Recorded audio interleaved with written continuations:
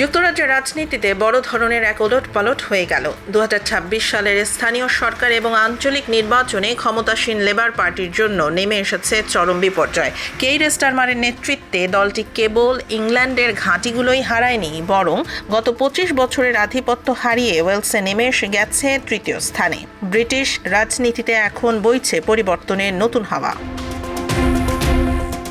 গার্ডিয়ানের নির্বাচনী বিশ্লেষণ বলছে, ব্রিটিশ রাজনীতি এখন আর কেবল লেবার বনাম কনজারভেটিভ লড়াইয়ে সীমাবদ্ধ নেই। নাইজেল ফারাজের রিফর্ম ইউকে এবং গ্রিন পার্টির উত্থানে লেবার পার্টি এখন দিশেহারা।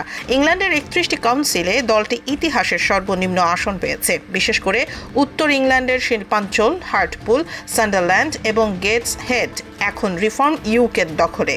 লন্ডনে হেভারিংয়েরও প্রথমবারের মতো জয় পেয়েছে রিফর্ম ইউকে। সবচেয়ে বড় ধাক্কা এসেছে ওয়েলস থেকে। 1999 সালে ওয়েলস পার্লামেন্ট বা সেনেট গঠিত হবার পর এই প্রথম ক্ষমতা হারালো লেবার পার্টি। সেখানে প্লেট কামরি একক বৃহত্তম দল হিসেবে আবির্ভূত হয়েছে।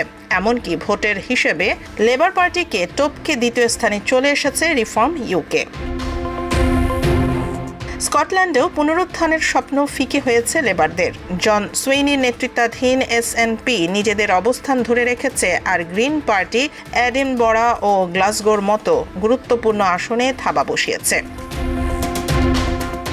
এই বিপর্যয়কে বেদনাদায়ক বলে অভিহিত করেছেন প্রধানমন্ত্রী কেইর স্টারমার। তিনি হারের পূর্ণ দায় স্বীকার করে নিয়েছেন।